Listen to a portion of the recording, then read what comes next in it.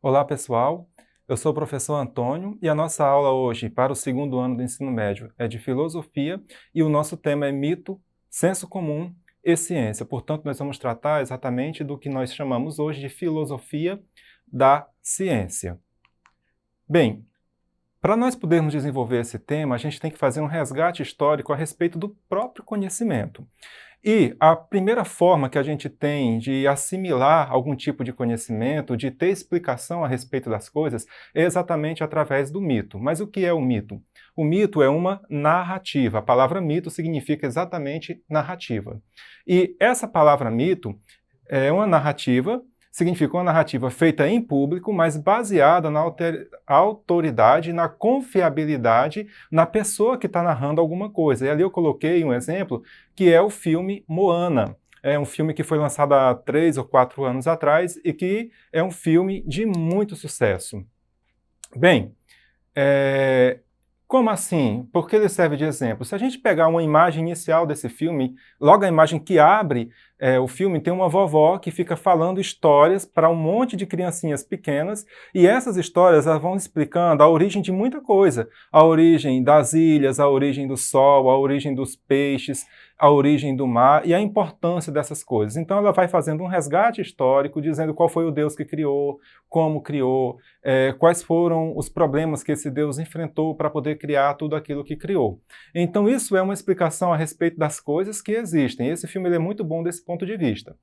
Bem, além disso, existem, mais comumente falando, 3 formas de narrações mitológicas. A primeira forma que a gente sempre encontra é assim, procurar ou encontrar, tá ali, o pai ou a mãe ou a origem dos seres. Por exemplo, no filme Moana, por exemplo, qual é a origem do sol? Se diz que Mauni, que era o deus, um semideus, né? Ele tinha um anzol mágico que ele pescou o sol e puxou o sol e deixou o sol para que os homens pudessem se aquecer. E as ilhas, com o seu anzol mágico, ele pescou as ilhas e deixou lá para que as pessoas pudessem se abrigar, né? São pessoas que vivem em ilhas, são pessoas da Polinésia, por exemplo, que a gente chama hoje, onde fica a região do Havaí, são muitas ilhas, né? Bem, então a primeira forma de narração mitológica consiste em buscar explicações para a origem de alguma coisa.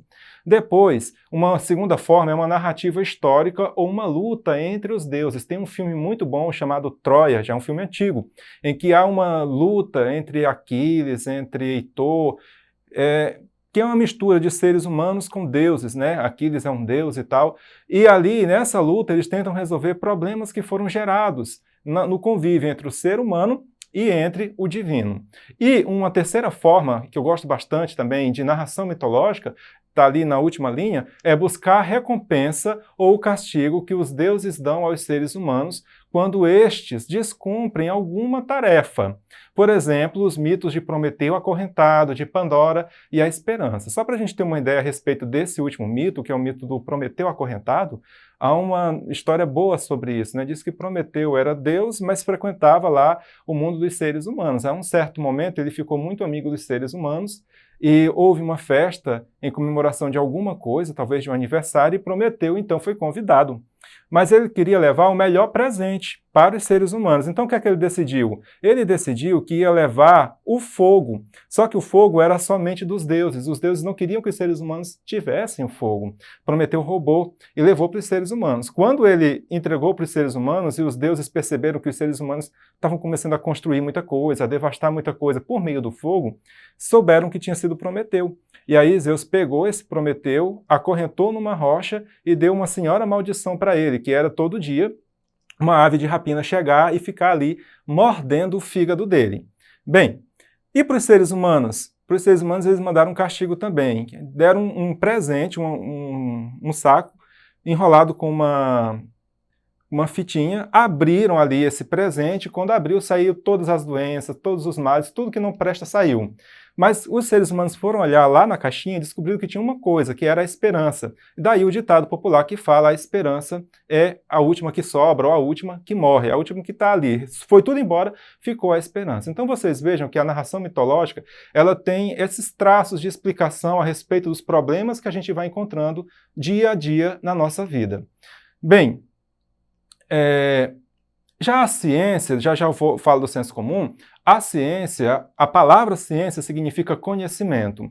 E o que é que faz com que uma coisa seja científica? Propriamente falando, é um método. Tudo que é cientificamente comprovado é porque foi passado por um método. Que método é esse? É o método científico, que em outra ocasião poderemos explicar um pouco melhor. Bem, o método científico ele tem um passo a passo relativamente simples. Ele começa com uma observação ou uma afirmação problemática a respeito de alguma coisa, né? A gente vive, encontra um problema e faz ali, já tem um problema aqui, tem uma coisa que precisa ser entendida aqui. Para entender, depois nós fazemos uma hipótese, né, e vamos testar essa hipótese, saber se ela é boa, se ela não é boa. Tá lá a hipótese. Testei a hipótese por meio de observações e resultados, eu faço uma análise para saber o quê? Para saber se aquela hipótese era boa ou se ela era ruim. Bem, sendo a resposta positiva, a hipótese é boa e responde o problema que eu fiz, então posso dizer que eu tenho uma lei ou que eu tenho uma teoria científica. Teoria ou lei científica é uma coisa que tem comprovação por meio de um método. Não, mas não era boa a hipótese, não resolveu o problema, então eu volto para refazer essa hipótese, até eu conseguir encontrar uma resposta para o problema que nós estamos trabalhando, né? Bem, a ciência, ela convive com uma coisa muito comum, que é o senso comum, né? Uma coisa comum.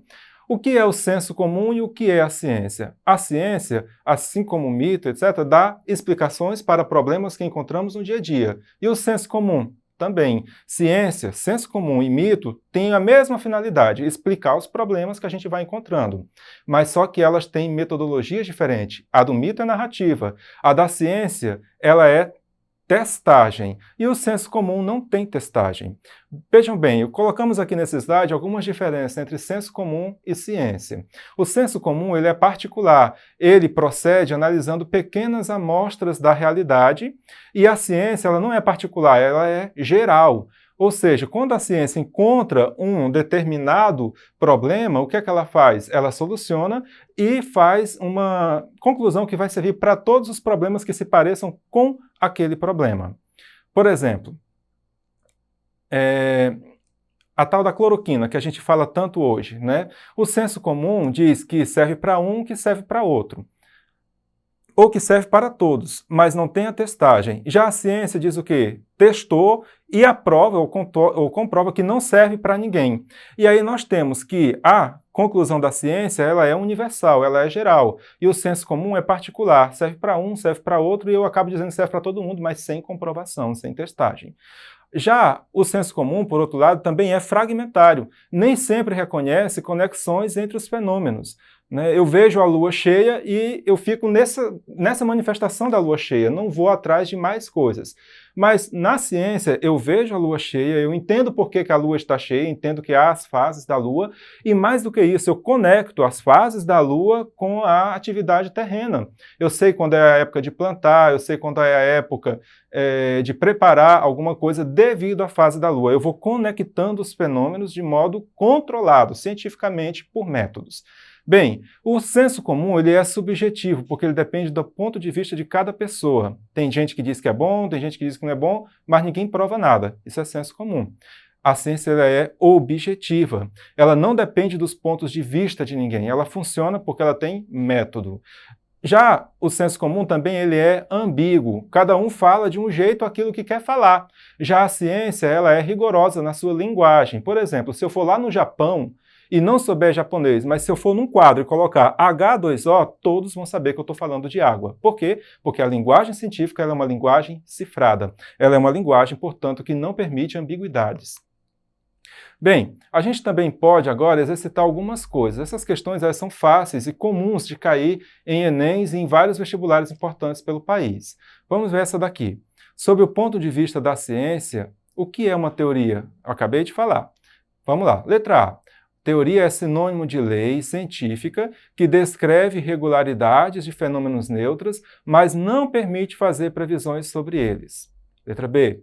Sinônimo de hipótese, ou seja, uma suposição ainda sem comprovação experimental. Letra C.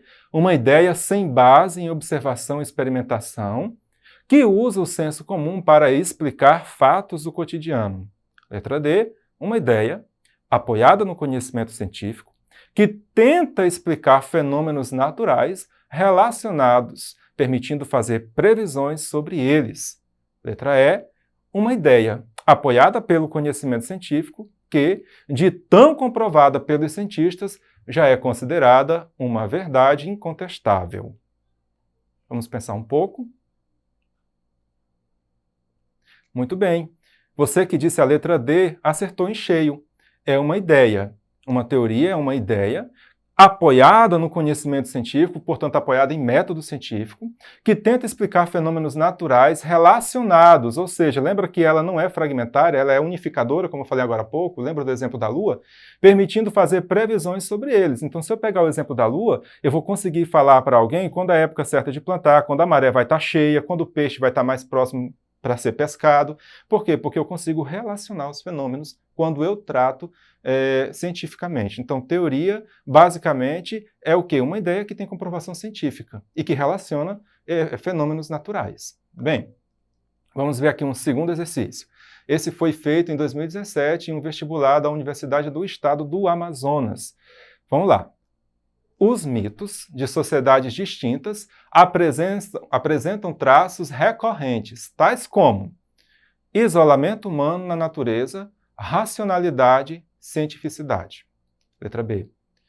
Origem erudita, verossimilhança, conteúdo trágico. Né? Tem um acento que está um pouco errado ali.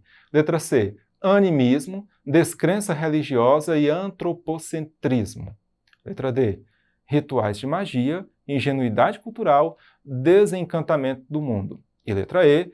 Ausência de autores conhecidos, elaboração popular e durabilidade. Vamos pensando. E é isso. É a letra E a resposta correta.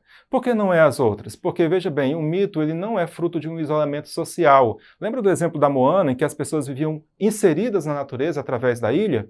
Né? E também não é de tudo irracional. Ele tem uma lógica discursiva, pelo menos. Letra B. A origem também não é erudita, ela é popular. Uma origem erudita é uma origem acadêmica, digamos assim. Né?